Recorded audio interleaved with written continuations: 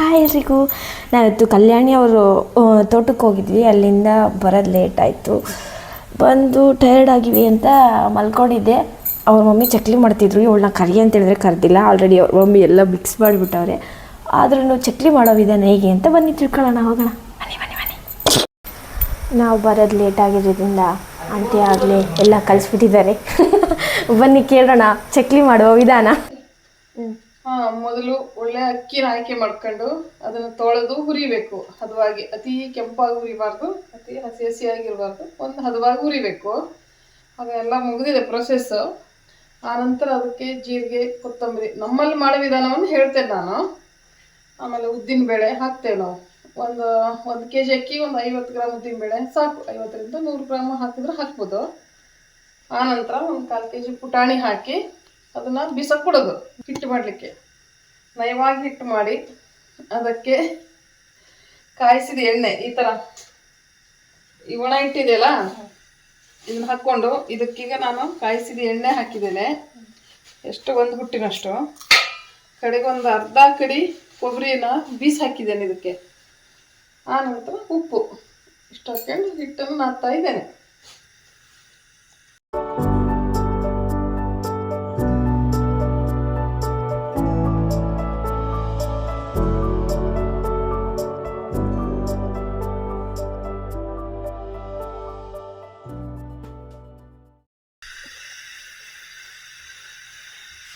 ಹಿಟ್ಟು ನಾದಿದೆ, ಮುಗಿದಿದೆ.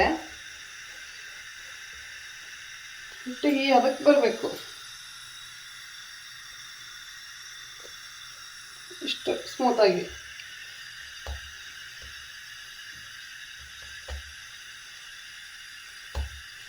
ಚಕ್ಲಿ ಒಳ್ಳೆಗಾಗುವಷ್ಟು ಪ್ರಮಾಣ ತೆಕ್ಕೊಂಡು ಹಿಟ್ಟನ್ನ ಸರಿ ಮಾಡಿದೆ.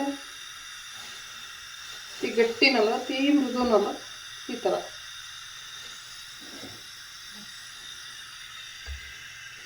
ಇದನ್ನೀಗ ಬಾಣಲಿಗೆ ಬಿಟ್ಟರೆ ಆಯ್ತು, ಚಕ್ಲಿ ರೆಡಿ. ಹಿಟ್ಟೆಲ್ಲ ನಾದಿ ಈ ಥರ ಉಳ್ಳಿ ಮಾಡಿಟ್ಟಿದೆ. ಇದನ್ನ ಚಕ್ಲಿ ಒಳಗೆ ಈ ಟೈಪ್ ಹಾಕೋದು. ಇದು ಕೈಯಲ್ಲೇ ಮಾಡಿ ಒತ್ತದು ಚಕ್ಲಿ ಒಳ್ಳು. ಎಣ್ಣೆ ಅಲ್ಲಿ ಒಂದಿದೆ, ಅದು ಸುತ್ತೋದಾದರೆ ಈ ಒಳ್ಳಲ್ಲಿ ಮಾಡ್ತೇವೆ. ಈಗ ಸದ್ಯ ಹಾಗೆ ಎಳೆನೇ ಬಿಡೋದು, ಅದಕ್ಕಾಗಿ ಇದನ್ನೇ ತೊಗೊಂಡಿದ್ದೇವೆ.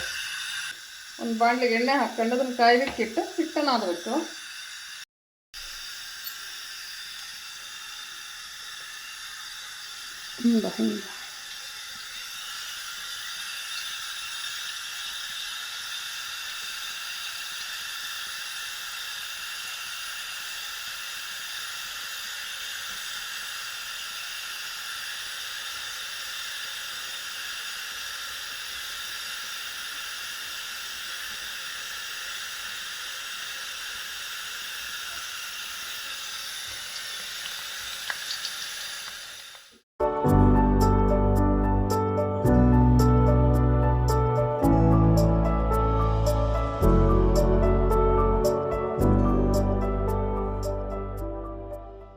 ಹಿಂಗೆ ತಯಾರಾಯಿತು.